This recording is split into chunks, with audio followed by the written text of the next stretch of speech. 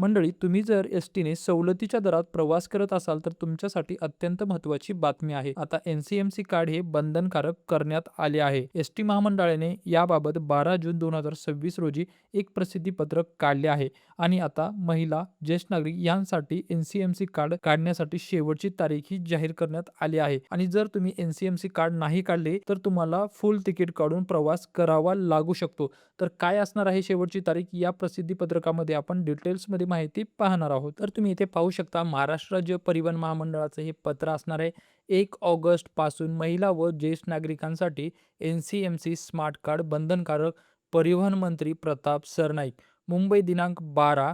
महाराष्ट्र राज्य परिवहन महामंडळाच्या प्रवासी सेवांमध्ये अधिक पारदर्शकता, सुलभता आणि डिजिटल व्यवहारांना चालना देण्यासाठी 1 ऑगस्ट 2026 पासून महिला, ज्येष्ठ नागरिक आणि अमृत ज्येष्ठ नागरिक प्रवाशांसाठी एन-सी-एम-सी म्हणजेच नॅशनल मोबॅलिटी कार्ड स्मार्ट कार्ड बंधनकारक करण्यात येणार आहे. अशी माहिती परिवहन तथा एस-टी महामंडळाचे जे अध्यक्ष आहेत प्रताप सरनाईक यांनी दिली आहे.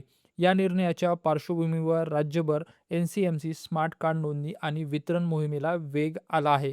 आज अखेर राज्यात सुमारे 51 लाख नागरिकांनी एन-सी-एम-सी स्मार्ट कार्डसाठी नोंदणी केली असून त्यापैकी सुमारे 25 लाख स्मार्ट कार्ड कार्यान्वित करण्यात आले आहेत.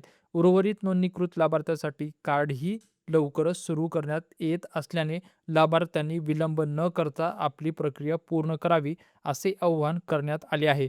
तर जे पाहू शकता तुम्ही मित्रांनो, तुम्ही जे आपल्या एस टी महामंडळाचे अध्यक्ष आहेत परिवहन मंत्री प्रताप सरनाईक यांनी सगळ्यांना विनंती केलेली आहे की त्यांचं जे कार्ड आहे ते लवकरात लवकर काढून घ्यायचं आहे.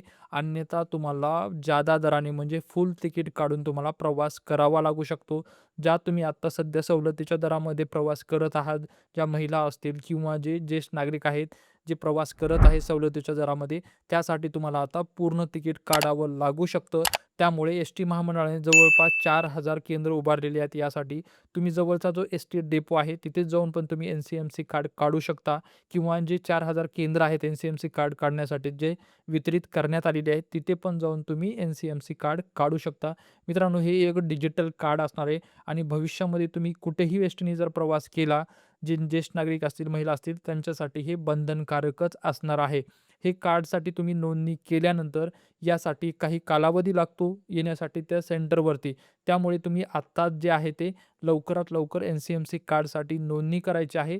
जेणेकरून तुमचं जे कार्ड आहे ते तुम्हाला लवकरात लवकर मिळणार आहे.